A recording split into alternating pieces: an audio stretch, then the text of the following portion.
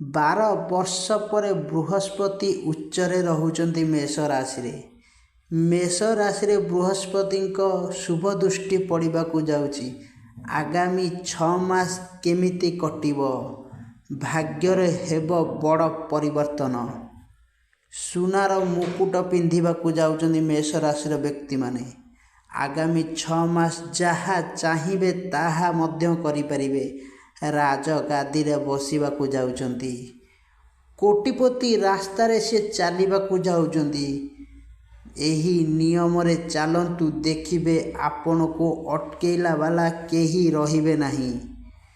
ସମ୍ପୂର୍ଣ୍ଣ ଭିଡ଼ିଓ ଦେଖିବା ଆଗରୁ ଆମ ଚ୍ୟାନେଲକୁ ସବସ୍କ୍ରାଇବ୍ କରି ଭିଡ଼ିଓଟିକୁ ଲାଇକ୍ କରିଦିଅନ୍ତୁ। ଜୟ ଜଗନ୍ନାଥ ଦର୍ଶକ ବନ୍ଧୁ, ନୂଆ ବ୍ଲଗକୁ ଆପଣମାନଙ୍କୁ ସ୍ୱାଗତ ଜଣାଉଛି। ତ ଚାଲନ୍ତୁ ଜାଣିବା ମେଷ ରାଶିର ଭାଗ୍ୟରେ କ'ଣ ବଡ଼ ପରିବର୍ତ୍ତନ ହେବାକୁ ଯାଉଛି ଆଗାମୀ 6 ମାସ। 6 ମାସ ଭିତରେ ଆପଣଙ୍କ ଜୀବନରେ ଅନେକ କିଛି ବଦଳିବାକୁ ଯାଉଛି। କେମିତି ରହିବ ଏହି 6 ମାସ? ଆପଣଙ୍କର ଭାଗ୍ୟ ଗ୍ରହ କେମିତି ସବୁ ରହିବ? ଯଦି ପ୍ରଥମେ ଆମେ ଦେଖିବା ଆର୍ଥିକ ସ୍ଥିତି। ଆଗରୁ ଆର୍ଥିକ ସ୍ଥିତି ଯାହା ବି ଟିକେ ଖରାପ ଥିଲା, ଏସବୁ ଏବେ ଆସ୍ତେ ଆସ୍ତେ ସୁଧାରିବାକୁ ଲାଗିବେ। ଆର୍ଥିକ ସ୍ଥିତିରେ ଆଗ ଅପେକ୍ଷା ଆୟ ବଢ଼ିବ। ଏହାର ସମ୍ପୂର୍ଣ୍ଣ ଆୟ ଯେହେତୁ ଆସ୍ତେ ଆସ୍ତେ ବଢ଼ିବାକୁ ଯିବ। ସ୍ପଷ୍ଟ କରିବାକୁ ଗଲେ ଆପଣଙ୍କ ଆର୍ଥିକ ସ୍ଥିତି ଯେଉଁ ମାନ୍ଦା ଅବସ୍ଥାରେ ଥିଲା, ସୁଚ୍ଛଳ ହେବାକୁ ଲାଗିବ। ବଢ଼ିବ ସଞ୍ଚୟ କରୁଥିବା ଧନ। ଅଟକିଥିବା ଧନ ମଧ୍ୟ ପ୍ରାପ୍ତ ହେବ। ଆର୍ଥିକ ସ୍ଥିତିରେ ଲାଭବାନ ମଧ୍ୟ ହେବେ। ସ୍ୱାସ୍ଥ୍ୟ, ଆପଣଙ୍କ ସ୍ୱାସ୍ଥ୍ୟ କିପରି ରହିବ? ସ୍ୱାସ୍ଥ୍ୟ ସାଧାରଣତଃ ରହିବ। ଆପଣଙ୍କୁ ଜଗି ରଖି କାମ କରିବାକୁ। ନିତିଦିନ ବ୍ୟାୟାମ କରନ୍ତୁ, ଦେଖିବେ ଯୋଗ ଧ୍ୟାନ କରନ୍ତୁ, ସବୁ ଆସ୍ତେ ଆସ୍ତେ ଠିକ୍ ହୋଇଯିବ। ଆପଣଙ୍କ ବେପାର ବାଣିଜ୍ୟରେ ମଧ୍ୟ ବହୁତ ସୁଧାର ଆସିବାକୁ ଯାଉଛି ଦର୍ଶକ ବନ୍ଧୁ। ଆଗାମୀ ଦିନରେ ଯେଉଁ ବେପାର ବାଣିଜ୍ୟ କରୁଥିଲେ, ଲାଭ କ୍ଷତିର ହିସାବ କରିବାକୁ ଗଲେ କ୍ଷତିର ଅଧିକ ସଂଖ୍ୟା ଥିଲା। ବର୍ତ୍ତମାନ ସେଇ କ୍ଷତିର ସଂଖ୍ୟା ଯାଇ ଆପଣଙ୍କୁ ଲାଭ ମଧ୍ୟ ଯୋଗାଇ ଦେବ।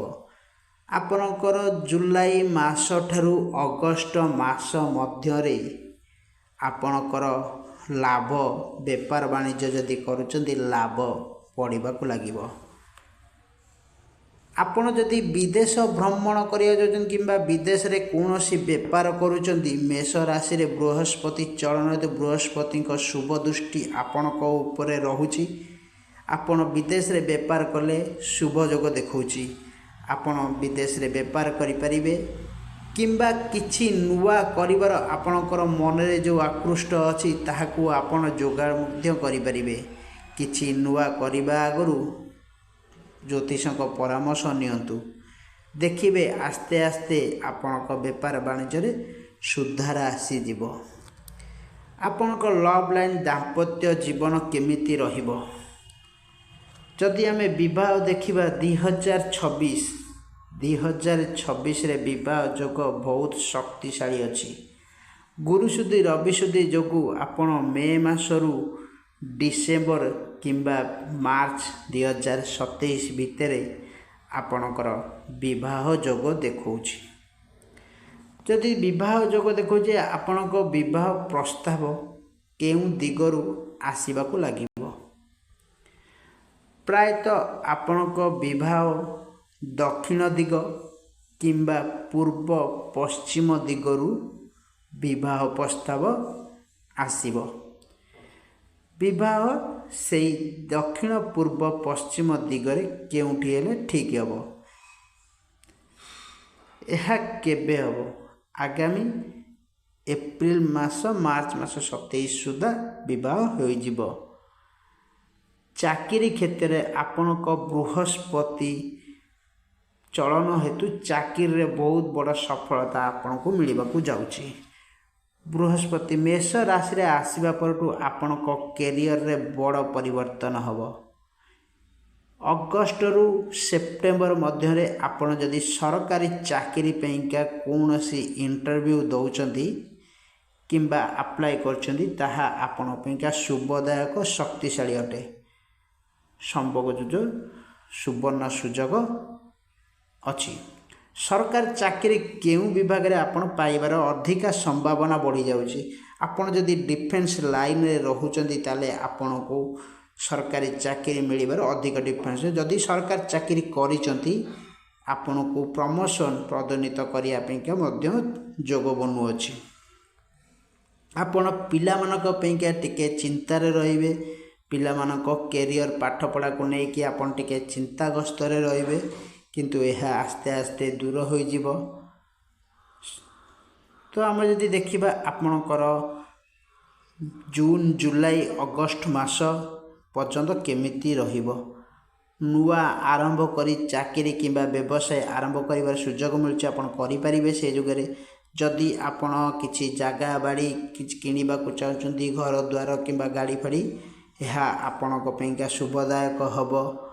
ସେପ୍ଟେମ୍ବର ଅକ୍ଟୋବର ମାସରେ ଆପଣଙ୍କ ଦାମ୍ପତ୍ୟ ଜୀବନ ବହୁତ ସୁଖମୟ ହେବ। ଯଦି ଦେଖିବା ଗର୍ଭଧାରଣ ପାଇଁକା ଏହା ମଧ୍ୟ ସୁବର୍ଣ୍ଣ ସୁଯୋଗ ଅଛି। ବହୁତ ଭଲ ବେଳା ଆପଣଙ୍କ ପାଇଁକା ଅଛି। ଯଦି ନଭେମ୍ବର ଡିସେମ୍ବର ଦେଖିବା, ଆପଣ ନଭେମ୍ବର ଡିସେମ୍ବର ମାସରେ ଆପଣ ଅଟକିଥିବା ଧନ କିମ୍ବା ଗୁପ୍ତ ଧନ ପାଇବାର ଆଶଙ୍କା ବଢ଼ିଯାଉଛି। ଏହା ଯଦି କରୁଛନ୍ତି ତାହେଲେ ବହୁତ ଏହାର ସୁନ୍ଦର ପ୍ରତିକାର କରିଛି, ଆପଣଙ୍କ ଭାଗ୍ୟକୁ ଆହୁରି 2 ଗୁଣ ଚମକାଇ ଦେଇପାରିବ। ଜାନୁଆରୀ ଫେବୃଆରୀ 2027 ଆପଣଙ୍କ ପରିବାରରେ କିଛି ନା କିଛି ସମସ୍ୟା ଆସିପାରେ, ସେୟାକୁ ଜଗି ରଖି ଚଳନ୍ତୁ, ଦେଖିବେ ଆପଣଙ୍କର ସବୁକିଛି ଠିକ୍ ହୋଇଯିବ। ପ୍ରତିକାର କ'ଣ କରିବେ? ପ୍ରତିକାର ପ୍ରତ୍ୟେକ ଗୁରୁବାର ଦିନ ହଳଦିଆ ଖେଚଡ଼ି କରି ମାତା ଲକ୍ଷ୍ମୀକୁ ଆପଣ ଭୋଗ ଲଗାନ୍ତୁ, ଅର୍ପଣ କରନ୍ତୁ, ଦେଖିବେ ସବୁ ଠିକ୍ଠାକ୍ ହେଇଯିବ। ପ୍ରତ୍ୟେକ ଦିନ ମହାମୃତ୍ୟୁଞ୍ଜୟ ମନ୍ତ୍ର ଜପ କରନ୍ତୁ, ହନୁମାନ ଚାଳିଶା ପାଠ କରନ୍ତୁ, ଦେଖିବେ ସବୁ ଧୀରେ ଧୀରେ ଠିକ୍ ହୋଇଯିବ। ଏହା ସଂଯୋଗ ରହୁଛି ଆପଣଙ୍କ ଘର ଉପରେ। ହନୁମାନ ଚାଳିଶା ଯଦି କରୁଛନ୍ତି ଆପଣଙ୍କ ଘର ଉପରେ କୌଣସି ବିପଦ ଆସିବ ନାହିଁ। ସମ୍ପୂର୍ଣ୍ଣ ଭିଡ଼ିଓ ଦେଖୁଥାନ୍ତୁ, ଚ୍ୟାନେଲକୁ ସବସ୍କ୍ରାଇବ୍ କରିବେ। ରହିଲୁ, ଜୟ ଜଗନ୍ନାଥ।